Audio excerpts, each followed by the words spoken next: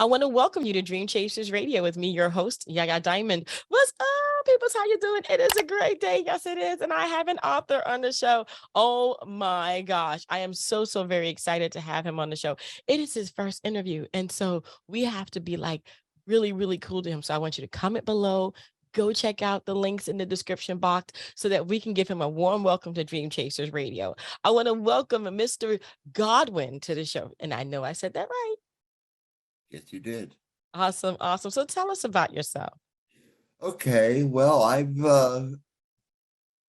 was a double major in college, biology and English, and I pursued the biology for 25 years. I worked in the pharmaceutical industry as a Mm. medical writer. I combined my writing skills with my science skills. But now I'm retired from that, and now I just write. I'm finally unleashing my literary ambitions, and so I have 5 books on the market so far. And I was a graduate student at St. John's College in Santa Fe, New Mexico, Mm-hmm. and I had the best time in my life out there. I love the West, and that's why my first book was about the West. I met an Indian there who had served in Vietnam, and he told me his life story, and that's where Chasing Quetzalcoatl to the American Dream came from. Wow. So that's where it originated. I've been holding that in my belly for 30 years, Goodness. and before I was able to write it. So But wait, we got to go back. What is all right, Quetzalcoatl? What is that? it's the Aztec god of the ink of the Aztecs. It's the god of Oh, the Aztecs.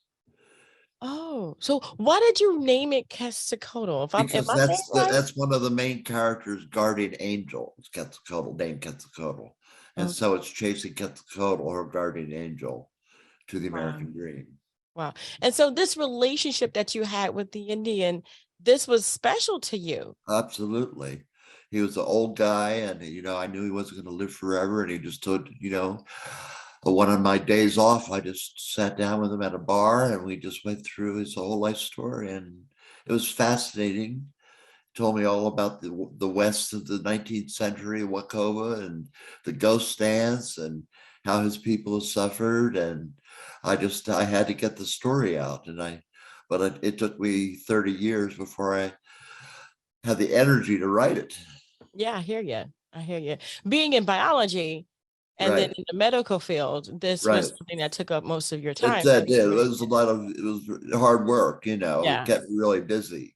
Yeah. So, but I loved it. I loved every minute of it because I know I was bettering society Yeah. by being a researcher in the Hmm. pharmaceutical industry. But I knew that when I retired, well, all I wanted to do was write. So I'm on book number 6 right now. My gosh. I'm writing a book about Pittsburgh right now. Okay. The transformation of the city from a steel mill town, to a high tech, computer savvy, uh, cosmopolitan city. I went as an undergrad. I went there in the early '70s when the sky was full of smoke and red glow from the steel mills. And then I went and got my MBA there in the '90s. And the transformation was remarkable. And I just said, I have to write a book about this. So this is a nonfiction book. Wow. Are all your books nonfiction? No, I have one nonfiction, the other 4 are fiction. Okay. Why have the diversity? Well, I think it's good if you can write both.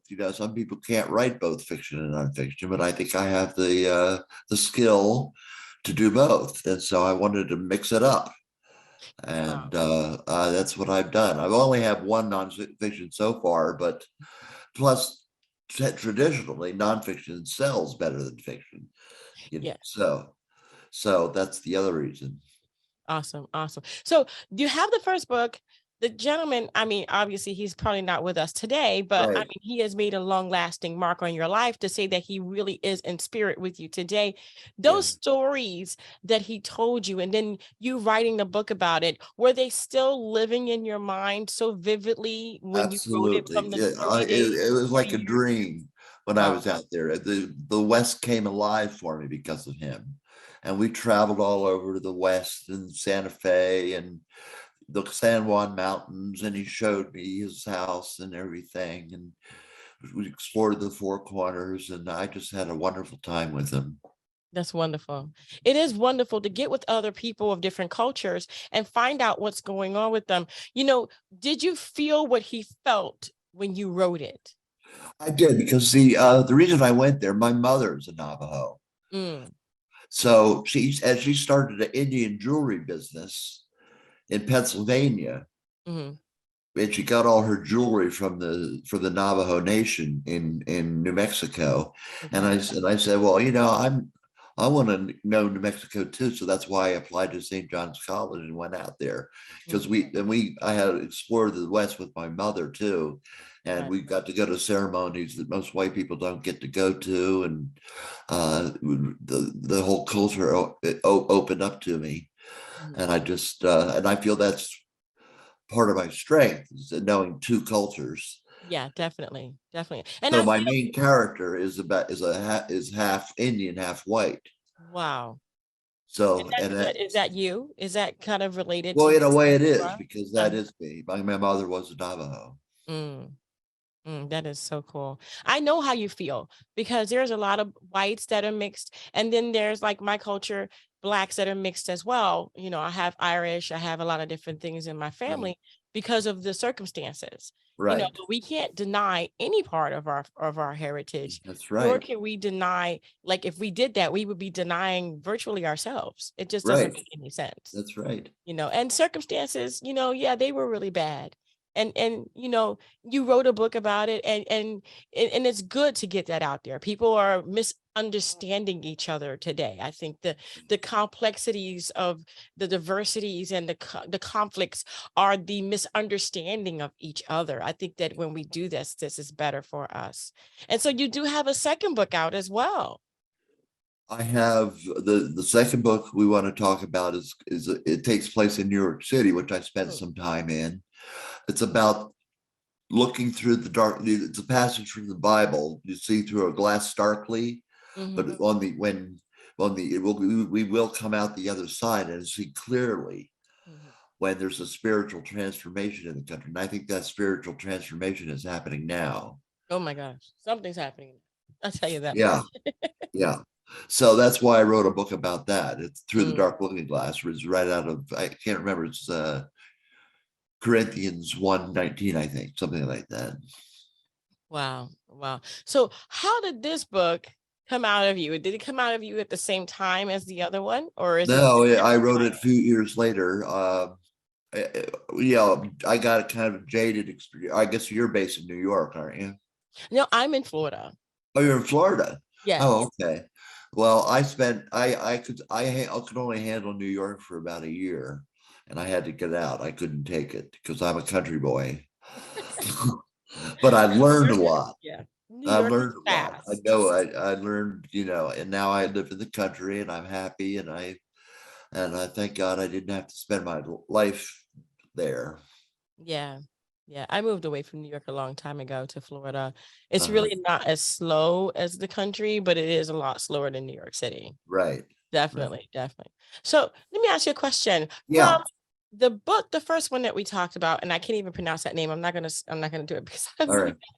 But from the first book until the second book, what kind of growth did you have, physically and psychologically speaking, to write this second book? Well, I definitely got a few years more under my belt. Mm-hmm. So I've expanded my waistline a little bit, lost a few more hairs on my head. And but I think I wanted to write my experience of what it's like coming out of the dark ages. Mm, And there's a lot of parallels, I think, between living under Trump and what I wrote about Through the Dark Looking Glass, because I feel that was a dark period of American history. mm, And there's a lot of parallels between the main bad guy in Through the Dark Looking and Trump. And okay. so now we're through that, and now Mhm. we're coming back out of it. It's going to take a long time because a lot of Yeah. damage was done, Yes. but Yes, it is. we are on the right path now, I think, Mhm. and so we're through the dark looking glass. Wow. There's just so many different things and so many different parallels that we can put into this. But ultimately speaking, what your two books. Okay, so let's go back to the first one. All What do you right. want people to get from that book and to learn from that book? Well, hopefully you'll learn about a different culture. And my age, I was in the Vietnam era. I went to college during Vietnam, so that war still, I think, has a lot of unexplained things about it, and I think this book tries to explain some things about it that that have never been explained because it was such a weird war, Yeah. and I came of age during that time. So so it's a combination of learning a different culture and talking about Z Leaf, the character, and also what it was like for the soldiers coming home from Vietnam, trying to find what the real world was like. Right. Wow. Wow. And then the second book? The second book is, like I said, it has to do with the weird laws that got passed, like the Patriot Act, the Military Commissions Act, all these that cramp down on your freedoms, and the Radicalization Act of 2007. All these laws tend to make us a Gestapo state. Mm. And we don't live in a democracy. We live in we were living in an autocracy Mm. when Trump was in charge. And so we've got to come out of that and realize America was based on freedom. Yeah. Wow. Wow. These are very big, pivotal books. I think so. I wish the public would see it that way. Oh, yeah. Oh yeah, I think so. I think that they will, especially now, explaining things. I think, when we have these shows and we explain what the book's about, it really hits the person that really wants to find out more about it, especially from someone who's gone through it and lived as long as you have so far, and you have so many more years to live, that, we need to understand the differences between here and there. Right. And you know what I mean? Because that's going to really help us not to repeat the past. Right. know? Exactly. Exactly. Yeah. You got it right on the head. Yeah, definitely, definitely. Well, I want to thank you so much for being on the show. I appreciate it so much. What else I would like to say is that I have a book called that is basically a sequel to George Orwell's Down and Out in Paris and London. It's a sequel based in American. It's an Americanized version of that called Down and Out in Philadelphia and New York. And it's my coming of age story. This is the nonfiction of growing up poor, being a scholar in Philadelphia and New York, being poor, trying to survive.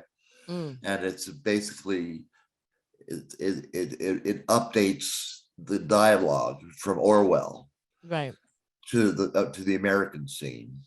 Wow. When So will that that was be out? my third book. That was my third book. Oh, it's out already? It's already out. Yeah. Sweet. Sweet. And where can we find your books? Well, they're on Amazon, but I think I'm going to get picked up by Macmillan, Ooh, which congratulations. is why I will get an audience. Yes. One of the big five, and I'm really Yes. excited about it because this is the first time I finally feel like a successful author. Hmm. So that you soon it'll be out from Macmillan. Awesome. Well, congratulations. Thank you. I am so happy for you. Thank you. It's well deserved. I mean, you've put in your time, you've helped so many Yeah. millions of people with the Right. medications and the things Right. that you've studied, and now you can begin to do you. Right. Exactly. That's what it's all about. That's right. That's right. That's right. I want to thank you so much for being on the show, Mr. Well, it's Godwin. been my pleasure. No problem. And I want to thank you guys so much for tuning in. Hey, we're going to have that information about his books in the description box below. And don't forget to like, comment, and subscribe to his stuff and to his Amazon channel, because he does have one. I'm going to have that link too. And I am so thankful that you guys are here. Please don't forget to dare to be different. And until next time, guys, bye.